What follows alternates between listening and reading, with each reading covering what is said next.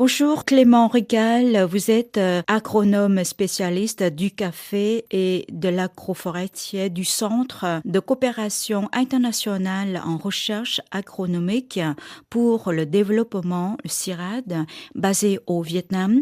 Bonjour et bienvenue à l'émission de RFI Radio Bonjour. France Internationale. À votre observation, quels sont les impacts du changement du climat à la filière du café du Vietnam? Bonjour. Alors, les principaux impacts du changement climatique sur la production du café au Vietnam vont se situer pendant la saison sèche, qui dure à peu près de novembre à mai normalement, s'il y a très peu de pluie. Et la saison sèche va être de plus en plus longue, va être plus erratique, elle peut être plus dure. On n'avait plus assez d'eau pour irriguer pour la plupart. Donc il y a eu beaucoup de dégâts dans les champs de café. Il faisait très chaud, très sec. Et la saison sèche a duré à peu près un mois de plus que d'habitude. Donc il y a eu des dégâts considérables. Le changement du climat, est-ce qu'il peut créer des opportunités à la production du café Robusta au Vietnam?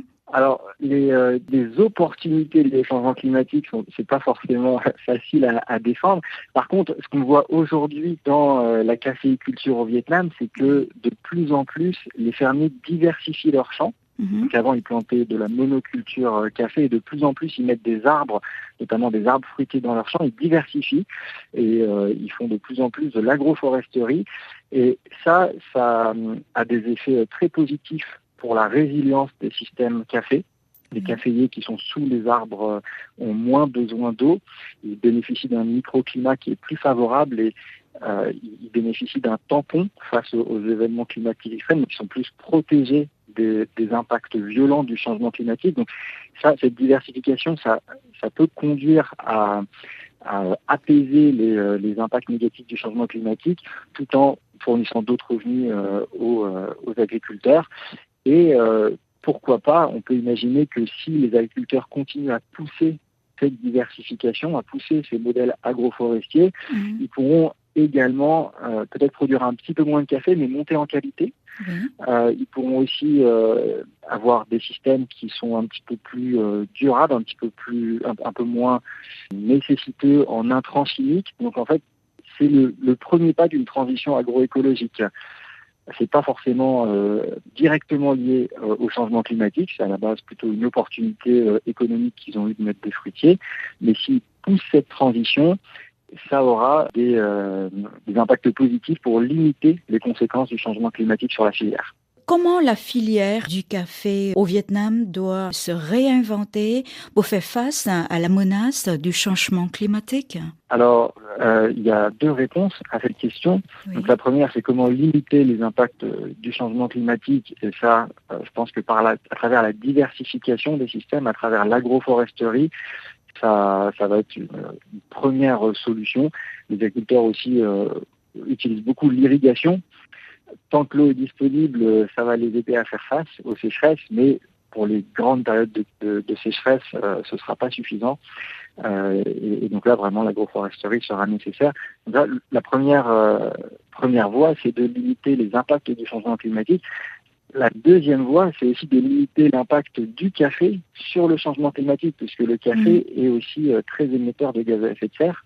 Et notamment au Vietnam, les producteurs de café utilisent beaucoup d'engrais, et les engrais ont un très fort impact sur les gaz à effet de serre, notamment les engrais azotés. Et la filière doit vraiment travailler sur ces intrants pour limiter les apports en engrais azotés pour pouvoir réduire le bilan carbone de la production de café au Vietnam.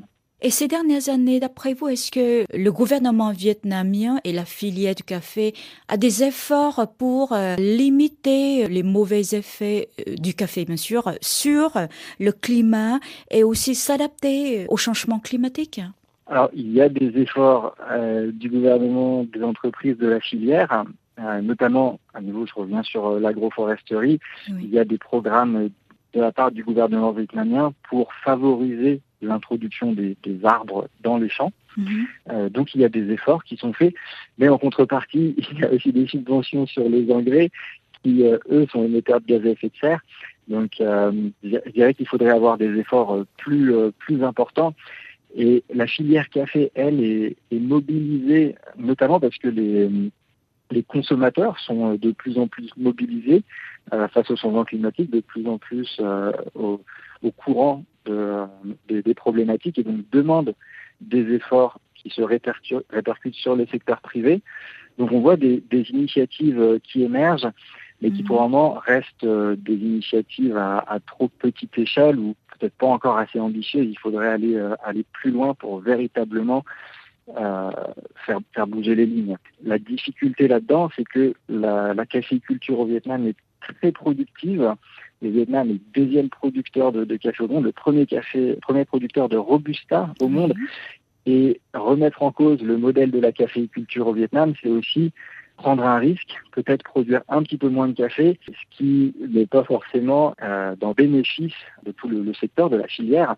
Donc il faudra réussir à faire la part des choses pour que les initiatives qui diminuent l'impact du café sur le changement climatique soient conciliables avec les intérêts économiques en jeu. Comme vous avez dit, le Vietnam est le deuxième producteur du café au monde et le premier producteur de Robusta. Mais quand même, le café Robusta du Vietnam a une mauvaise réputation. Quand on dit ça, c'est plutôt la qualité, le goût du café ou la manière de production avec peut-être le suremploi des engrais, d'après vous?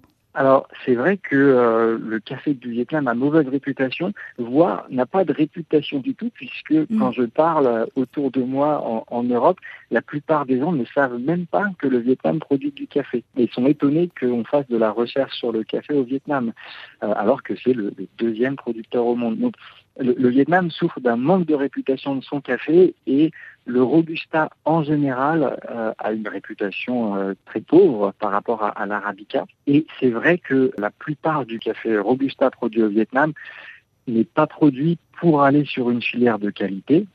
La plupart est utilisée pour faire du café instantané ou part dans des blends de café. Mais il y a un vrai potentiel de montée en qualité. Et moi-même, je suis le premier surpris. En arrivant au Vietnam, je n'y croyais pas trop, mais de plus en plus, je goûte des cafés qui sont véritablement très bons, des cafés Robusta très bons. Donc il y a une filière émergente. Il y a de plus en plus des compétitions locales de dégustation du café qui font émerger des cafés particulièrement bons. Et là-dessus, c'est à la filière de se réorganiser. Si la filière produit du café en masse qui n'est pas bien valorisé et qui n'est pas bien payé, à ce moment-là, les agriculteurs n'ont pas d'intérêt de faire du bon café.